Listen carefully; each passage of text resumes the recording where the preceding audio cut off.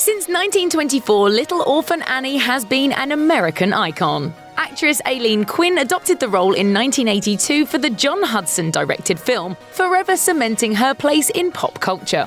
But what's happened to the pint-sized star since then? Starring in commercials.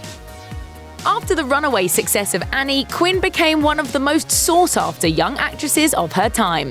As a result, she was as in demand for commercial work as she was for mainstream TV and film gigs. In addition to doing a spot for Northern Bathroom Tissue, she made a memorable appearance for Minute Maid Orange Juice, in which she wore full Annie regalia and assured a table full of orphans that they would eventually be adopted. And it's going to happen for you, just like it happened for me. Yeah! Young Quinn also did some pre-Annie gigs, like a spot for Planters cheese balls and one for a series of Mattel toys called Gorgeous Creatures dolls.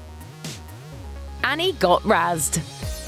The Golden Raspberry Awards, aka the Razzies, were created by publicist John Wilson in the early 1980s. These prizes were designed to celebrate the worst films, actors, and directors of the year. Somehow, Quinn managed to garner one of these none too prestigious accolades, as she was nominated for a Worst New Star Razzie in 1983. Yet, interestingly enough, she also received Golden Globe nominations that same year for New Star of the Year and for Best Actress in a Musical or Comedy. At least she was in good company. Mary Tyler Moore, Mia Farrow, and Arnold Schwarzenegger were also nominated for Razzies that year.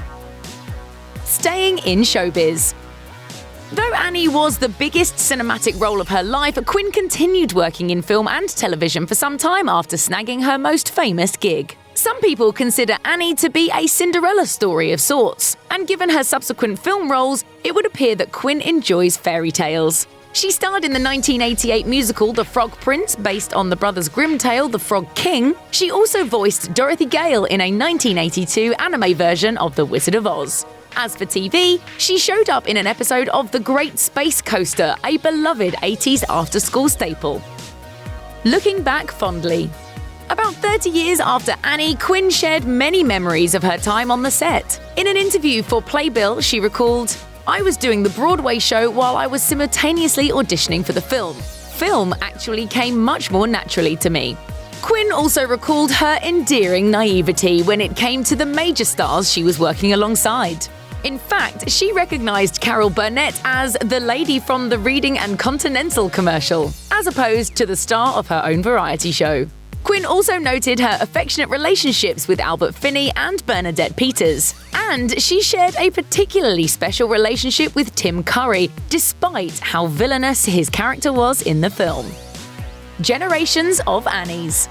In 2012, Quinn participated in a fun and enlightening interview with Katie Couric that reunited 3 generations worth of Annies.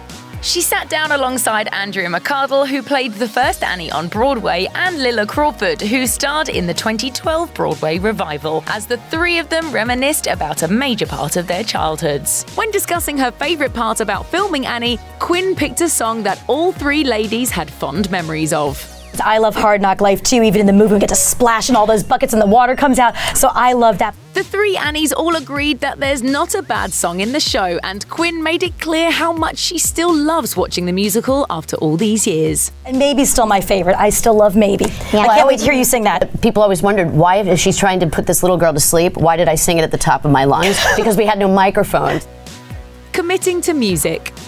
As one might expect, Quinn's fantastic talent didn't simply diminish along with her childhood stardom. As of 2011, she's been the lead singer for the rockabilly group The Leapin' Lizards, which was named after one of Little Orphan Annie's favourite catchphrases in the comic strip.